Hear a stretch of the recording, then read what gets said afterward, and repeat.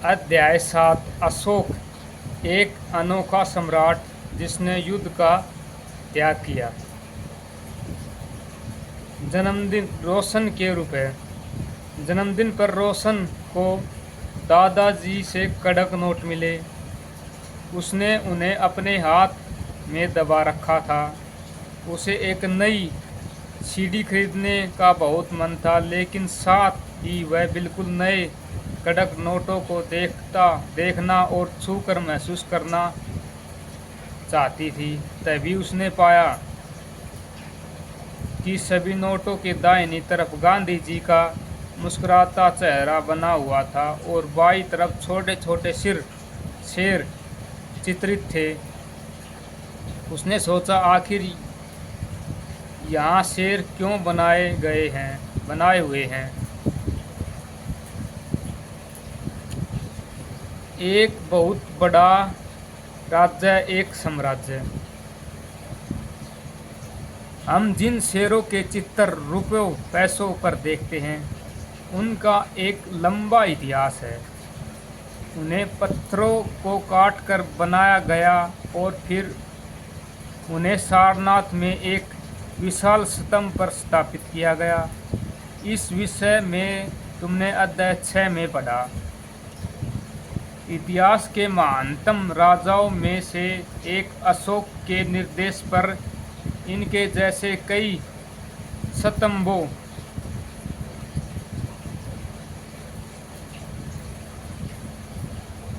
और पत्थरों पर अभिलेख उत्कीर्ण किए गए। इसके पहले कि हम यह जानें कि इन अभिलेखों में क्या लिखा है, यह समझने की कोशिश करें कि उनके राज्य को साम्राज्य क्यों कहा जाता है। अशोक जिस साम्राज्य पर शासन करते थे, उसकी स्थापना उसके दादा चंद्रगुप्त मौर्य ने लगभग 2300 साल पहले की थी। चाणक्य या कौटिल्य नाम के एक बुद्धिमान व्यक्ति ने चंद्रगुप्त की सहायता की थी।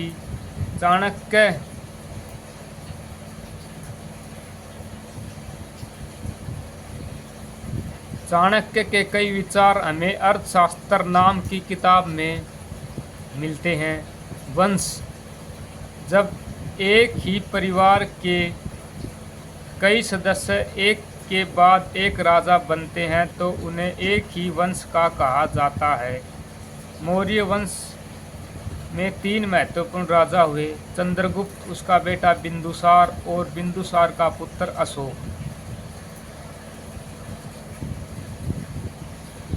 जिन जगहों पर अशोक के शिलालेख मिले, उन्हें लाल बिंदुओं से दिखाया गया है। ये सारे इलाके साम्राज्य के भीतर थे। उन देशों के नाम बताओ जहां अशोक के अभिलेख मिले हैं। भारत के कौन से राज्य में मौर्य साम्राज्य से बाहर थे? कौन से राज्य मौर्य साम्राज्य से बाहर थे?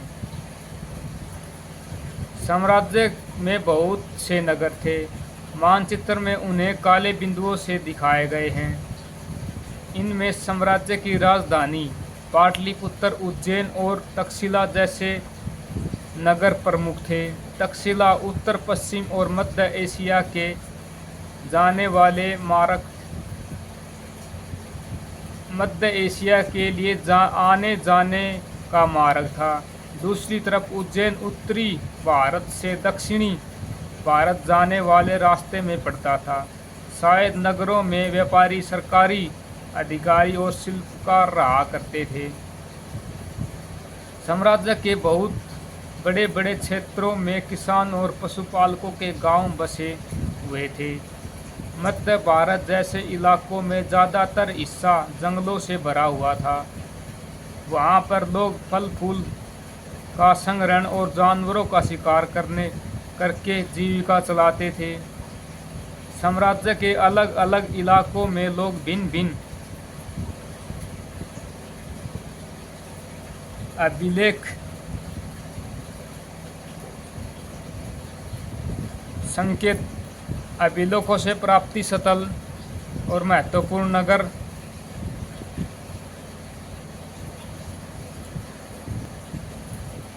भिन्न भिन्न भाषाएं बोलते थे। वे लोग शायद अलग अलग प्रकार का भोजन करते थे और यहाँ तक कि अलग अलग किस्म की पोशाक भी पहनते थे।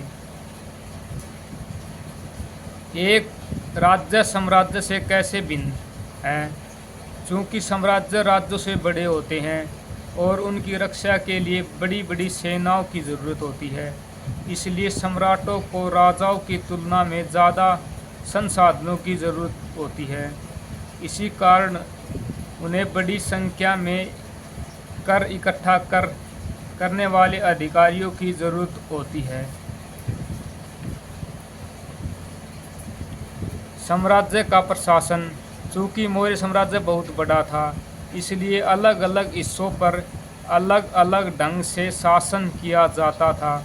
पाटलिपुत्र और उसके आसपास के इलाकों पर सम्राट का सीधा नियंत्रण था। इसका मतलब यह हुआ कि इस इलाके के गांवों और शहरों के किसानों, पशुपालकों, शिल्पकारों और व्यापारियों से कर इकट्ठा करने के लिए राजा अधिकारियों की नियुक्ति करता था, जो राजा के आदेशों का उल्लंघन करते थे। अधिकारी उनको सजा भी देते थे। इनमें से कई अधिकारियों का वेतन भी दिया जाता था। संदेशवाहक एक जगह से दूसरी जगह घूमते रहते और राजा के जासूस अधिकारियों का कार्यकलाप पर नज़र रखते थे। इन सब के ऊपर सम्राट, जो राज परिवार एवं वरिष्ठ मंत्रियों की सहायता से सब पर नियंत्रण रखता था। मौर्य साम्राज्य के भीतर कई छोटे क्षेत्र या प्रांत थे। इन पर तक्षशिला या उज्जैन जैसी प्रांतीय राजधानियों से शासन किया जाता था। कुछ हद तक पाटलिपुत्र से इन क्षेत्रों पर नियंत्रण रखा जाता था और अक्सर राजकुमारों को वहाँ का राज्यपाल, गवर्नर बनाकर भेजा जाता था। लेकिन ऐसा लगता है कि इन जगहों पर स्थानीय परंपराओं और नियमों को ही माना जाता था।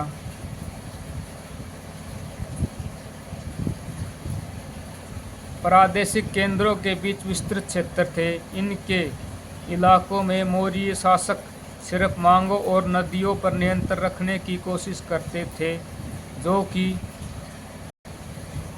जो कि आवागमन के लिए महत्वपूर्ण थे।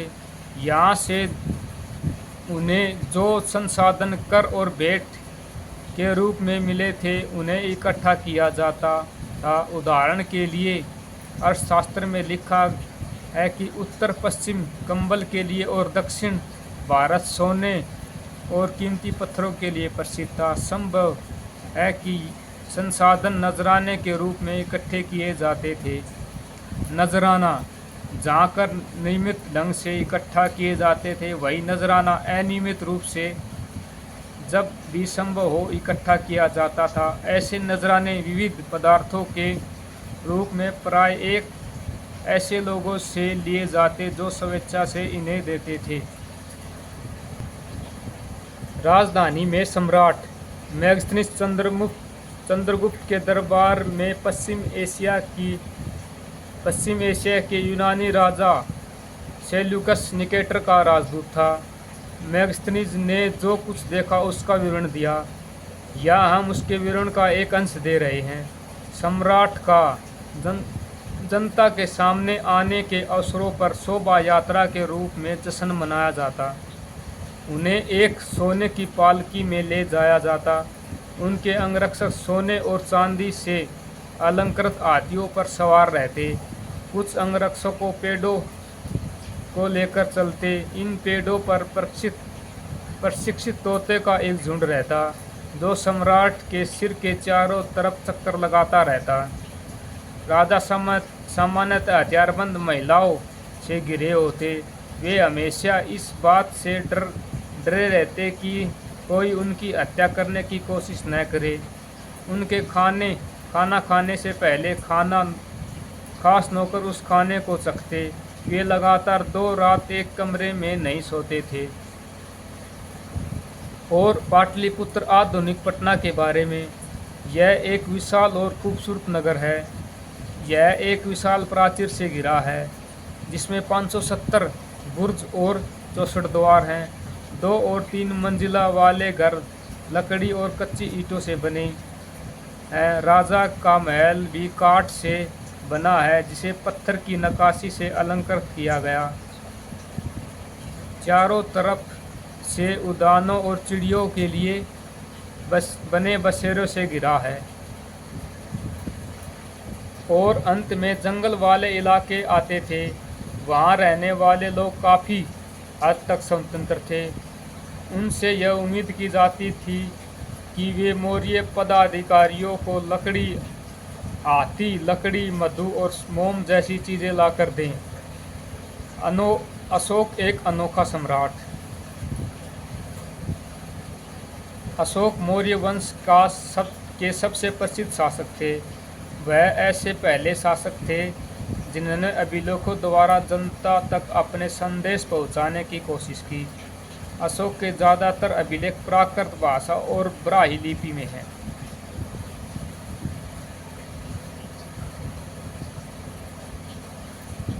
कलिंग युद्ध का वर्णन करता हुआ अशोक का अभिलेख।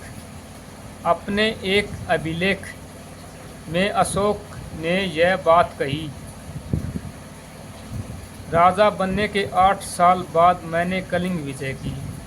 लगभग 1.5 लाख लोग बंदी बना लिए गए। 1 लाख से भी ज़्यादा लोग मारे गए। इससे मुझे अपार दुख हुआ। क्यों?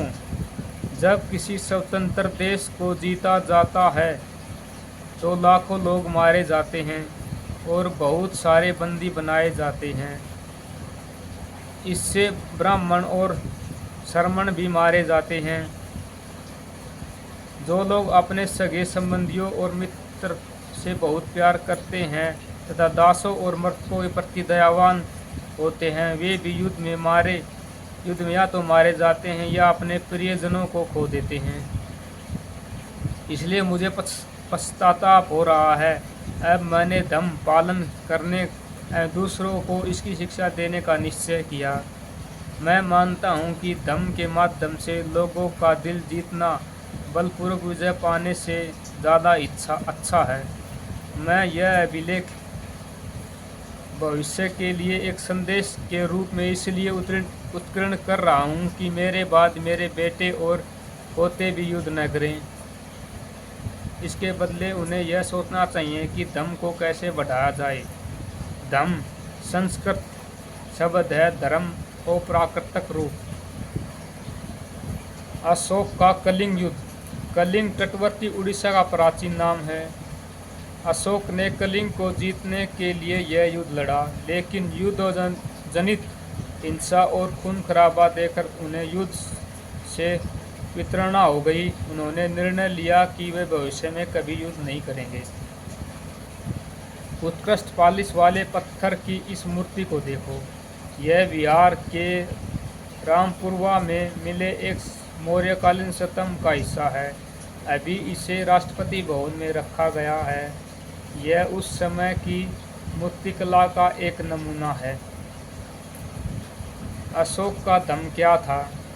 अशोक के धर्म में किसी देवता की पूजा अथवा किसी कर्मकांड की आवश्यकता नहीं थी। उन्हें लगता था कि जैसे पिता अपने बच्चों को अच्छे व्यवहार की शिक्षा देते हैं, वैसे ही यह उनका कर्तव्य था कि अपनी प्रजा को निर्देश दे। वे बुद्ध के उपदेशों से प्रेरित हुए थे। ऐसी कई समस्याएं थी जिनके लिए उनमें संवेदना थी। उनके साम्राज्य में अलग अलग धर्मों को मानने वाले लोग थे और उनमें कई बार टकराव पैदा हो जाता था। जानवरों की बलि चढ़ाई जाती, दासों और नौकरों के साथ क्रूर व्यवहार किया जाता। इसके अलावा परिवार में वे पड़ोसियों के बीच भी झगड़े होते रहते। अशोक ने यह महसूस किया कि इन समस्याओं का निदान उनका कर्तव्य है, इसलिए उन्होंने धम्मामात नाम के अधिकारी की नियुक्ति की, जो जगह जगह जाकर धर्म की शिक्षा देते थे। इसके अतिरिक्त अशोक ने अपने संदेश कई स्थानों पर शिलाओं और स्तंभों पर खुदवाए। अधिकारियों को यह निर्देश दिया गया कि वे राजा के संदेश को उन लोगों को पढ़ाकर सुनाए जो खुद पढ़ नहीं सकते थे। अशोक के धम्म के विचारों को प्रशासित करने के लिए सीरिया, मिस्र, ग्रीस तथा श्रीलंका में भी दूत भेजे गए। उन्होंने सड़कें बनवाई, कुएं खुदवाए और विश्राम गृह बनवाए। इनके अतिरिक्त उन्होंने मनुष्य व जानवरों की चिकित्सा व्यवस्था की। अपनी प्रजा के लिए अशोक के संदेश। लोग विभिन्न अवसरों पर अनुष्ठान करते। उदाहरण के लिए जब वे बीमार होते, जब उनके बच्चों का विवाह होता, बच्चों के जन्म पर और जब यात्रा शुरू करते, तब वे तरह तरह के अनुष्ठान करते हैं। ये कर्मकांड किसी काम के नहीं। इनके बदले यदि लोग दूसरी रीतियों को माने तो वह ज़्यादा फलदायी होगी। ये अन्य प्रकार की रीतियाँ क्या हैं? ये हैं अपने दासों और नौकरों के साथ अच्छा व्यवहार करना, बड़ों का आदर करना, सभी जीवों पर दया करना और ब्राह्मणों और श्रमणों को दान देना।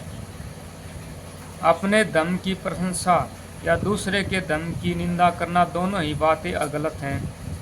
हर किसी को दूसरे धर्म का आदर करना चाहिए। यदि कोई अपने धर्म की बढ़ाई और दूसरे के धर्म की बुराई करता है तो वह वास्तव में अपने धर्म को ज़्यादा नुकसान पहुंचा रहा है।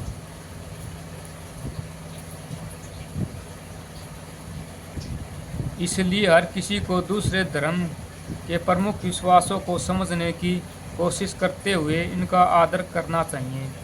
भारत के प्रथम प्रधानमंत्री पंडित जवाहरलाल नेहरू ने लिखा है, उनके धर्मादेश आज भी हमसे एक ऐसी भाषा में बात करते हैं जिन्हें हम समझ सकते हैं और जिससे हम बहुत कुछ सीख सकते हैं। अशोक ने धम्म के विचारों को दूर दूर तक फैलाने के लिए उन बातों को बताया जो आपके अनुसार आज भी प्रासंगिक। अशोक के संदेश के उन हिस्सों को बताओ जो आज भी प्रासंगिक हैं। ब्राह्मी लिपि आधुनिक भारत की ज़्यादातर लिपियाँ पिछले सैकड़ों वर्षों में ब्राह्मी लिपि से उत्पन्न हुई। या आप ए अक्षर को अलग अलग भाषाओं में लिपियों में देख सकते हैं। अन्यत्र मौर्य साम्राज्य के उभरने से थोड़ा पहले, लगभग 2400 वर्ष पहले, चीन में सम्राटों ने चीन की दीवार का निर्माण शुरू किया। इसे बनाने का उद्देश्य उत्तरी सीमा की पशुपाल लोगों से रक्षा करना था। अगले 2000 वर्षों तक इस दीवार का निर्माण कार्य चलता रहा।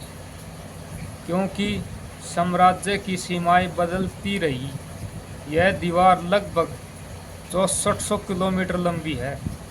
चीन की दीवार लगभग 6400 किलोमीटर 6400 किलोमीटर लंबी है तथा पत्थर और ईंट से बनी है।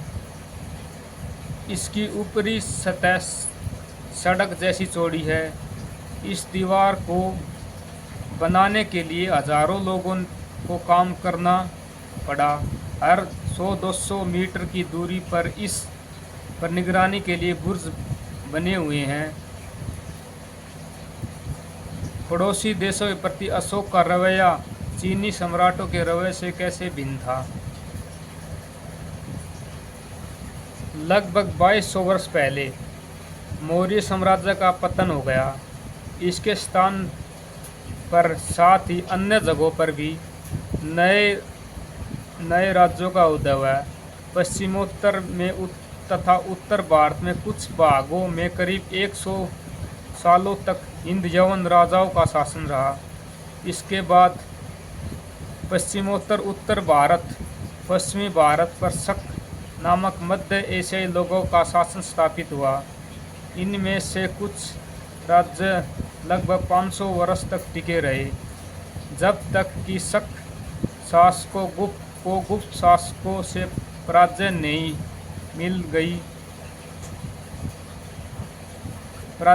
मिल गई। बाद में कुषाणों का शासन स्थापित हुआ। अध्याय 9 में तुम कुषाणों के बारे में और अधिक जानोगे। उत्तर तथा मध्य भारत के कुछ इलाकों में मौर्य सेनानायक पुष्यमित्र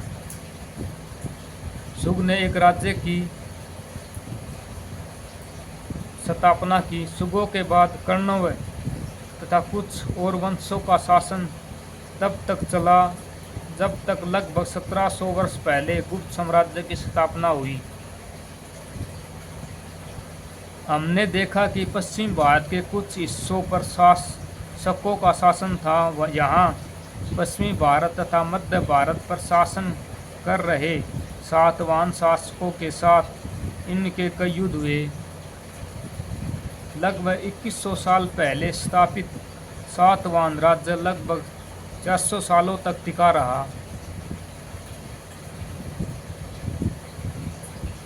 लगभग 1700 वर्ष पहले मध्य तथा पश्चिमी भारत में वाकाटक वंश का शासन स्थापित हुआ। दक्षिण भारत में 2200 से 1800 साल पूर्व के बीच चोलों, चेरों तथा पांड्यों ने शासन किया। लगभग 1500 साल पहले पल्लवों और चालुक्यों के दो बड़े बड़े राज्यों की स्थापना हुई। इसके अलावा और भी कई राज्य और राजा थे। इनके बारे में हम उनके सिक्कों, पांडुलिपियों तथा पुस्तकों से पता चलता है। इन सब के साथ साथ अनेक ऐसे परिवर्तन भी हो रहे थे, जिसे सामान्य स्त्री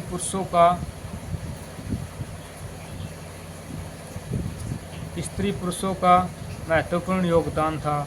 इनमें कृषि का प्रसार, नए शहरों का विकास, उद्योग तथा व्यापार में प्रगति थी। व्यापारियों ने एक तरफ जहां उपमहाद्वीप के अंदर तथा बाहर जमीन के रास्ते की खोज की, वहीं पश्चिम एशिया, पूर्वी अफ्रीका तथा दक्षिण पूर्वी एशिया के समुद्री